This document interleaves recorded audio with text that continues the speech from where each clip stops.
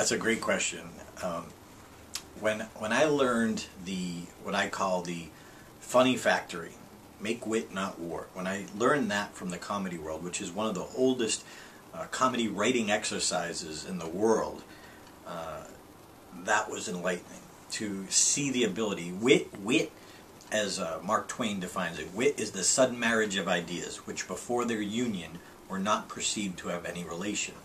So it's taking two different things or ideas and combining them into one. So when we see someone, or we think someone is witty, it's because they have the ability to combine things that we didn't see, and that's what we think is funny. Ooh, they made the connection that I didn't. And that's why, like, if a joke or someone isn't funny or they're corny, it's like an obvious connection. It's too easy. The witty people are the people who can connect things that we don't see. So when I learned this, I call it the funny factory. It's a process that we go through, literally step by step. And this was a process that I used in my Toastmasters career long before I was, full-time professional, just still working at it and working in the comedy clubs, where I took this idea of what Toastmasters was and combined it with a support group, and I brought those two together. And I'll play a clip for people to see it. But in the boot camp, we literally walk through the whole process, and the boot campers help me create the humor. That then I've already gone through this process, but I walk them through the process, and they start making the connections and seeing the potential and possibility. Now, the clip you're going to see, I'll show you. It's my Toastmaster Anonymous speech. Was actually just right out of the manual, the Basic 10 Toastmasters manual, early on. I never dreamed it would become a comedy routine that I do on a regular basis. And now, if you go on YouTube, it's actually one of the top, if you type in funniest Toastmaster speech, it's one of the top clips out there. But being funny is one thing, but really in Get More Laughs by Next Week, we uncover the process of how that was created.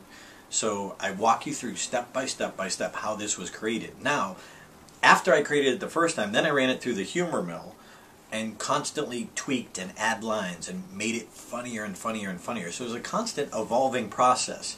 So the version you'll see is not the original version that I did early on. It's actually evolved over time, where I've added more taglines, where I've pulled out more blah blah blah, so it then becomes tighter and stronger.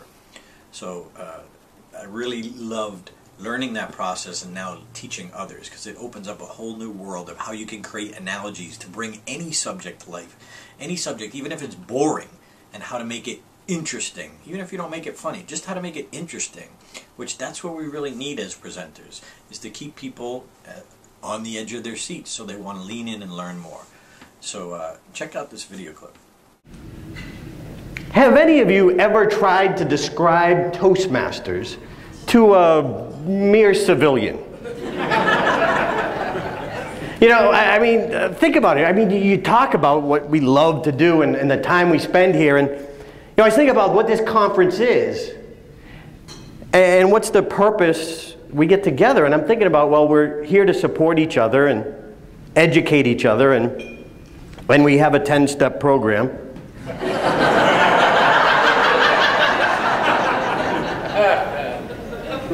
And then it dawned on me that this isn't a Toastmaster regional conference.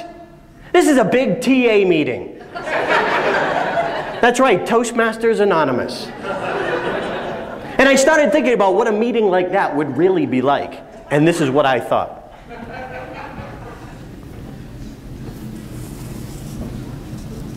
Hi. My name is Darren, and I'm a Toastmaster-aholic. You man. You're sick people. It all started at work. I started doing 1 or 2 presentations a month. I thought I was okay. And the next thing I know, I was driving 2 hours to give a free speech.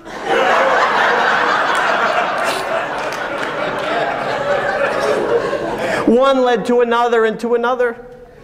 And then I got paid for one. I felt so cheap.